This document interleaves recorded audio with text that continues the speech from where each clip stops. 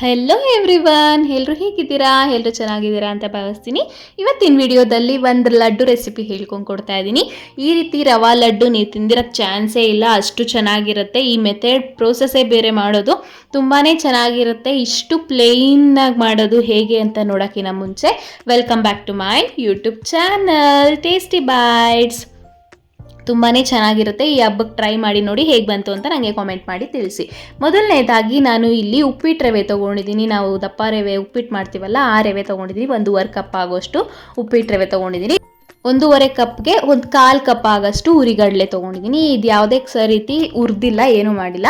ಮತ್ತು ಸಕ್ಕರೆ ಪುಡಿ ತೊಗೊಂಡಿದ್ದೀನಿ 1 ಕಪ್ ಆಗಷ್ಟು, ಮತ್ತು ಏಲಕ್ಕಿ ಪುಡಿ ಟೇಸ್ಟ್ಗೆ ತಕ್ಕನಂಗೆ ಹಾಕ್ಕೊಳ್ಬೇಕಾಗತ್ತೆ. ಇದ್ರ ಜೊತೆಗೆ 1/4 ಕಪ್ ಆಗಷ್ಟು ಗೋಡಂಬಿ ತೊಗೊಂಡಿಟ್ಕೊಂಡಿದ್ದೀನಿ. ನೀವು ಒಂದು 10 15 ಅಂತಲೂ ಹೇಳ್ಬೋದು. ಈಗ ಒಂದು ಬಾಣಲಿ ಇಟ್ಕೊಂಡು ನಾವೇನು 1.5 ಕಪ್ ರವೆ ತೊಗೊಂಡಿದ್ದೀವಿ ಅದನ್ನು ಹಾಕ್ಕೊಂಡು ಮಿಕ್ಸ್ ಮಾಡ್ಕೊಳ್ಬೇಕಾಗತ್ತೆ, ಅಂದರೆ ಹುರ್ಕೊಳ್ಬೇಕಾಗತ್ತೆ. ಇಲ್ಲಿ ಯಾವುದೇ ರೀತಿ ಸದ್ಯಕ್ಕೆ ತುಪ್ಪ ಹಾಕ್ತಾಯಿಲ್ಲ ನಾನು. ಸ್ವಲ್ಪ ಅದು ಕೈಗೆ ಮುಟ್ಟೋಷ್ಟು ಬಿಸಿ ಆಗಬೇಕು, ಅಲ್ಲಿವರೆಗೂ ಹಂಗೆ ಡ್ರೈ ರೋಸ್ಟ್ ಮಾಡ್ಕೊಳ್ತಾ ಇರಬೇಕಾಗತ್ತೆ. ಸ್ವಲ್ಪ ಉಗುರು ಬೆಚ್ಚಾಗೋ ನೋಡಿಸ್ತೀನಿ ನಾನು ಯಾವಾಗ ಮಾಡ್ಕೊಳ್ಬೇಕು ಅಂತ. ಕೈಗೆ ಮುಟ್ಟೋಷ್ಟು ಬಿಸಿ ಆಗೋವರೆಗೂ ಡ್ರೈ ರೋಸ್ಟ್ ಮಾಡ್ಕೊಳ್ಬೇಕು. ನೋಡಿ, ಇದನ್ನು ಮೀಡಿಯಮ್ ಫ್ಲೇಮಲ್ಲೇ ಮಾಡ್ಕೊಳ್ಬೇಕಾಗತ್ತೆ. ಜಾಸ್ತಿ ಉರಿ ಎತ್ಬಿಟ್ಟು ಮಾಡಿಕೊಂಡ್ರೆ ನಿಮಗೆ ಸೀದೋಗೋ ಚಾನ್ಸಸ್ ಇರುತ್ತೆ. ನೋಡಿಕೊಂಡು ನಿಧಾನಕ್ಕೆ ಮಾಡ್ಕೊಳ್ಳಿ. ಇದನ್ನು ಬೇಕಾದ್ರೆ ನೀವು ಸಣ್ಣ ರವೆಯಲ್ಲೂ ಮಾಡ್ಕೊಳ್ಬೋದು. ಇದು ತಿನ್ನೋವಾಗ ಸ್ವಲ್ಪ ಚೆನ್ನಾಗಿರುತ್ತೆ. ಆಗಾಗ ಒಂದು ಸ್ವಲ್ಪ ಹಿಂಗೆ ಆಡಿಸ್ತಾ ಕೈಯಾಗೆ ಮುಟ್ಟಿ ನೋಡಬೇಕಾಗತ್ತೆ. ಅದು ಬಿಸಿ ಆಗಿದೆ ಅನ್ನೋವಾಗ ಸ್ವಲ್ಪ ಡ್ರೈ ರೋಸ್ಟ್ ಮಾಡ್ಕೊಳ್ತಾ ಇರಬೇಕು. ಬಿಸಿ ಆದಮೇಲೆ ಒಂದು ಇಂಗ್ರೀಡಿಯೆಂಟ್ ಹಾಕಬೇಕು, ಹೇಳ್ತೀನಿ. ಸ್ಕಿಪ್ ಮಾಡ್ತೀರಾ ನೋಡಿದ್ರೆ ನಿಮಗೆ ಈಸಿಯಾಗಿ ಅರ್ಥ ಆಗುತ್ತೆ. ಇದನ್ನು ಹೇಗೆ ಪ್ರಿಸರ್ವ್ ಮಾಡೋದು ಹಬ್ಬಕ್ಕೆ ಅನ್ನೋದನ್ನು ಎಂಡಲ್ಲಿ ಹೇಳ್ತೀನಿ, ಸ್ಕಿಪ್ ಮಾಡ್ತೀರಾ ನೋಡಿ. ಈಗ 1.5 ಸ್ಪೂನಷ್ಟು ತುಪ್ಪ ಹಾಕ್ಕೊಂಡ್ಬಿಟ್ಟು ನಾನು ಹುರ್ಕೊಳ್ತಾ ಇದ್ದೀನಿ. ಬಿಸಿ ಆದಮೇಲೆ ತುಪ್ಪ ಹಾಕ್ಕೊಂಡ್ರೆ ಅದು ಟೇಸ್ಟ್ ಸ್ವಲ್ಪ ಚೆನ್ನಾಗಿರುತ್ತೆ, ಇನ್ನೂ ಸ್ವಲ್ಪ ಎನ್ಹ್ಯಾನ್ಸ್ ಆಗುತ್ತೆ. ಅದಕ್ಕೋಸ್ಕರ ಈ ಮೆಥಡಲ್ಲಿ ಹೇಳ್ತಾ ಇರೋದು. ಆಲ್ಮೋಸ್ಟ್ ಎಲ್ಲರೂ ಫಸ್ಟ್ ತುಪ್ಪ ಹಾಕ್ಬಿಟ್ಟು ಆಮೇಲೆ ರವೆ ಹಾಕ್ತಾರೆ. ಈ ಪ್ರೊಸೆಸಲ್ಲಿ ಮಾಡಿದಾಗ ಸ್ವಲ್ಪ ಚೆನ್ನಾಗಿರುತ್ತೆ, ತಿನ್ನೋವಾಗೂ ಅಷ್ಟೇ ಅದು ಹೈಲೈಟ್ ಆಗುತ್ತೆ. ತುಪ್ಪ ಟೇಸ್ಟು ಚೆನ್ನಾಗಿ ಸಿಗುತ್ತೆ ಅನ್ನೋ ಕಾರಣಕ್ಕೆ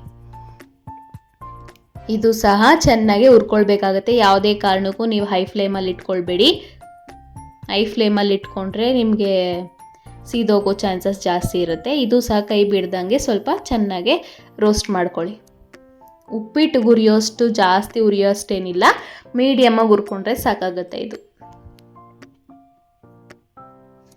ನೋಡಿ, ತುಪ್ಪ ಎಲ್ಲ ರವೆಗೂ ಚೆನ್ನಾಗಿ ಹಿಡ್ಕೊಳ್ತು. ನಿಮ್ಗೆ ಅದು ಪುಡಿ ಪುಡಿ ಹಂಗೆ ಕಾಣಿಸ್ತಾ ಇರೋದೇ ಗೊತ್ತಾಗುತ್ತೆ. ಚೆನ್ನಾಗೇ ಹಿಡ್ಕೊಳ್ಳುತ್ತದು.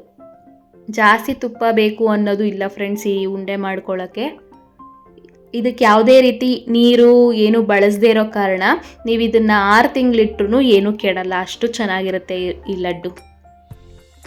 ಈಗ ಇದು ಸ್ವಲ್ಪ ಮುಕ್ಕಾಲು ಬೆಂದಿದೆ ಅನ್ನೋವಾಗ ಹುರಿಗಡಲೆ ಏನು ತೊಗೊಂಡಿದ್ದೀನಿ ಅದನ್ನು ಹಾಕ್ಕೊಳ್ತಾ ಇದ್ದೀನಿ. ಮತ್ತು ಗೋಡಂಬಿ ಏನು ಇಟ್ಕೊಂಡಿದ್ದೆ ಅದನ್ನು ಹಾಕ್ಕೊಳ್ತಾ ಇದ್ದೀನಿ.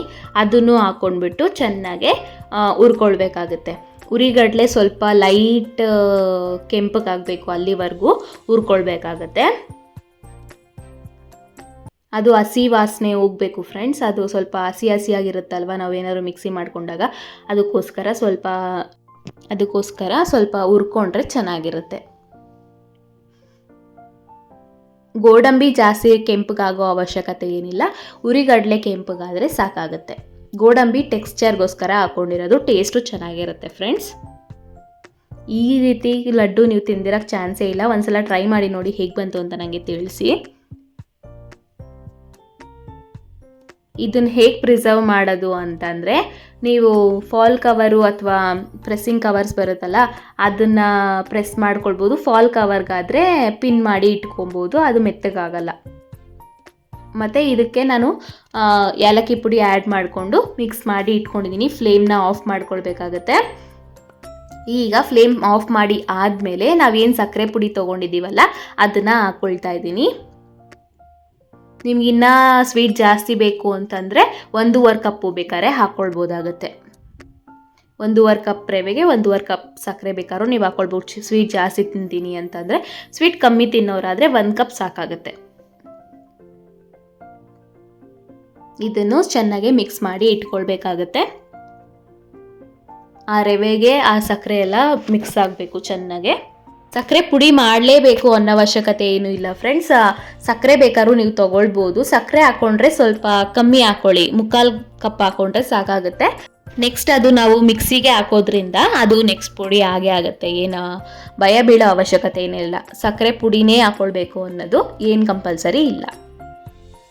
ಏಲಕ್ಕಿ ಪುಡಿನೂ ಅಷ್ಟೇ ಹಂಗಂಗೆ ಹಾಕ್ಕೊಂಡು ಬೇಕಾದ್ರೆ ನೀವು ಮಿಕ್ಸಿಗೆ ಹಾಕ್ಕೊಳ್ಬೋದು. ನಂಗೆ ಪುಡಿ ಇತ್ತು ಅಂತ ಪುಡಿ ಹಾಕ್ಕೊಂಡಿದ್ದೀನಿ. ಇಷ್ಟೇ ಇಂಗ್ರೀಡಿಯೆಂಟ್ಸು, ಸೂಪರಾಗಿರುತ್ತೆ, ತುಂಬಾ ಚೆನ್ನಾಗಿರುತ್ತೆ. ಇದು ಪೂರ್ತಿ ತಣ್ಣಗಾಗಿ ಬಿಡಬೇಕಾಗತ್ತೆ. ಇದು ಪೂರ್ತಿ ತಣ್ಣಗಾಗಿ ಆದಮೇಲೆ ಮಿಕ್ಸಿ ಜಾರ್ಗೆ ಹಾಕ್ಕೊಳ್ಳಿ. ಮಿಕ್ಸಿ ಜಾರ್ಗೆ ಹಾಕ್ಕೊಳ್ತಾ ಇದ್ದೀನಿ. ಒಂದೇ ಸಲ ಹಾಕ್ಕೊಳ್ಬೇಡಿ, ಒಂದು ಸ್ವಲ್ಪನೇ ಹಾಕ್ಕೊಂಡು ಮಿಕ್ಸಿ ಮಾಡ್ಕೊಳ್ಳಿ. ಮಿಕ್ಸಿನ ಎಷ್ಟು ಸಾಧ್ಯ ಆಗುತ್ತೋ ಅಷ್ಟು ನುಣ್ಣಗೆ ಮಾಡ್ಕೊಳ್ಳಿ. ನೋಡಿ, ಎಷ್ಟು ಸಾಧ್ಯ ಆಗುತ್ತೋ ಅಷ್ಟು. ಫುಲ್ಲು ನೈಸ್ ಪೌಡ್ರ್ ಆದರೂ ಪರವಾಗಿಲ್ಲ, ಅಷ್ಟು ನುಣ್ಣಗೆ ಮಾಡ್ಕೊಳ್ಬೇಕಾಗತ್ತೆ. ಈಗ ಅದನ್ನು ಒಂದು ಪಾತ್ರೆಗೆ ಹಾಕ್ಕೊಂಡು ಇಟ್ಕೊಳ್ಳಿ. ಎಲ್ಲದನ್ನು ಈ ರೀತಿ ಮಿಕ್ಸ್ ಮಾಡಿ ಇಟ್ಕೊಳ್ಬೇಕಾಗತ್ತೆ. ಈಗ ಒಂದು ಚಿಕ್ಕ ಬಾಣಲಿಯಲ್ಲಿ ಒಂದೇ ಒಂದು ಸ್ಪೂನ್ ತುಪ್ಪ ಹಾಕ್ಕೊಂಡ್ಬಿಟ್ಟು ಕರಗಿಸಿ ಇದ್ರ ಮೇಲೆ ಹಾಕ್ಕೊಳ್ಬೇಕಾಗತ್ತೆ. ನಾವು ಇದಕ್ಕೆ ಯಾವುದೇ ರೀತಿ ನೀರು ಬಳಸದೇ ಇರೋ ಕಾರಣ, ನೀರು ಅಥವಾ ಹಾಲು ಬಳಸದೇ ಇರೋ ಕಾರಣ ನಾವು ತುಪ್ಪದಲ್ಲೇ ಕಟ್ತಾ ಇರೋದ್ರಿಂದ ಜಾಸ್ತಿ ತುಪ್ಪ ಇಡಿಸುತ್ತೆ ಅನ್ನೋ ಭಯ ಬೀಳಬೇಡಿ ನೀವು. ಒಂದೇ ಒಂದು ಸ್ಪೂನ್ ತುಪ್ಪ ಹಾಕಿದ್ರೂ ಸಾಕಾಗುತ್ತೆ. ಈ ರೀತಿ 1 ಸ್ಪೂನ್ ತುಪ್ಪ ಹಾಕಿ ಆದಮೇಲೆ ಚೆನ್ನಾಗಿ ಮಿಕ್ಸ್ ಮಾಡ್ಕೊಳ್ಬೇಕಾಗತ್ತೆ. ತುಪ್ಪದಲ್ಲೇ ಕಟ್ತಾ ಇರೋದ್ರಿಂದ ಅದಕ್ಕೆ ಹೇಳಿದ್ದು ನಾನು, ನೀವು 6 ತಿಂಗಳಿಟ್ರು ಈ ಉಂಡೆ ಕೆಡಲ್ಲ, ಈಚೆನೇ ಇಡ್ಬೋದು, ಏನು ಭಯ ಬೀಳೋ ಅಷ್ಟಿಲ್ಲ, ಆರಾಮಾಗಿ ಇಟ್ಕೊಂಡು ತಿನ್ಬೋದು. ಚೆನ್ನಾಗಿ ಮಿಕ್ಸ್ ಮಾಡಿ ಆದಮೇಲೆ ನಿಮ್ಗೆ ಯಾವ ಸೈಜ್ ಬೇಕೋ ಆ ಸೈಜ್ಗೆ ಉಂಡೆ ಕಟ್ಟಿ ಇಟ್ಕೊಳ್ಬೋದು. ಸ್ವಲ್ಪ ಟೈಟಾಗಿ ಉಂಡೆ ಕಟ್ಕೊಂಡ್ರೆ ನಿಮಗೆ ಮುರ್ಕೊಳ್ಳಲ್ಲ. ನೋಡಿ, ನಂಗೆ ತೋರಿಸ್ತಾ ಇದ್ದೀನಲ್ಲ, ಗಟ್ಟಿಗೆ ಹಿಂಗೆ ಅದ್ಮಿ ಉಂಡೆ ಕಟ್ಕೊಂಡಾಗ ನಿಮಗೆ ಎಲ್ಲೂ ಮುರಿದೋಗಲ್ಲ, ಎಲ್ಲೂ ಬ್ರೇಕ್ ಆಗಲ್ಲ. ಈ ರೀತಿ ಉಂಡೆ ಕಟ್ಕೊಳ್ಬೇಕಾಗತ್ತೆ. ನೋಡಿ, ಸ್ವಲ್ಪ ನೈಸ್ ಆಗಬೇಕು ಅಂದರೆ ಸ್ವಲ್ಪ ಚೆನ್ನಾಗಿ ಹಿಂಗೆ ಉಂಡೆ ಮಾಡ್ತಾ ಇದ್ದಾಗ ನೈಸ್ ಆಗುತ್ತೆ ಅದು. ನೀವು ಯಾವ ಸೈಜ್ ಬೇಕಾದ್ರೂ ಕಟ್ಕೊಳ್ಬೋದು ಫ್ರೆಂಡ್ಸ್. ನಾನು ಮೀಡಿಯಮ್ ಸೈಜಲ್ಲಿ ತೋರಿಸ್ತಾ ಇದ್ದೀನಿ. ಹಬ್ಬಕ್ಕೆ ಮಾಡ್ಕೊಳ್ತೀರಾ ಅಂತಂದರೆ ಇನ್ನು ಸ್ವಲ್ಪ ದಪ್ಪ ಬೇಕಾದ್ರೂ ಮಾಡ್ಕೊಳ್ಬೋದು, ಇಲ್ಲ ಇಷ್ಟೇ ಸಾಕು ಅಂದರೂ ಇಷ್ಟೇ ಸಾಕಾಗುತ್ತೆ. ನೋಡಿ, ನೋಡ್ತಾರೇ ತಿನ್ನಬೇಕು ಅನ್ನಿಸ್ತಾ ಇದೆ. ಇನ್ನು ನೀವು ಮಾಡಿ ನೋಡಿ, ನಿಮಗೂ ಅಷ್ಟೇ ಅನಿಸುತ್ತೆ. ಇನ್ನೊಂದು ಸತಿ ಮಾಡ್ತೀರಾ ಈ ರೆಸಿಪಿನ. ತುಂಬಾ ಚೆನ್ನಾಗಿರುತ್ತೆ. ಹೇಗೆ ಬಂತು ಅಂತ ನನಗೆ ಕಾಮೆಂಟ್ ಮಾಡಿ ತಿಳಿಸಿ. ಇನ್ನು ಎಲ್ಲ ರೆಸಿಪೀಸು ಹಾಕಿದ್ದೀನಿ, ಅದನ್ನು ಹೋಗಿ ಚೆಕ್ ಮಾಡಿ. ಇಲ್ಲಿವರೆಗೂ ನಾನು ವಿಡಿಯೋ ನೋಡಿದ್ದಕ್ಕೆ thank you so much. Next ವಿಡಿಯೋದಲ್ಲಿ ಸಿಗ್ತೀನಿ. ಅಲ್ಲಿವರೆಗೂ ಟೇಕ್ ಕೇರ್, ಬಾಯ್.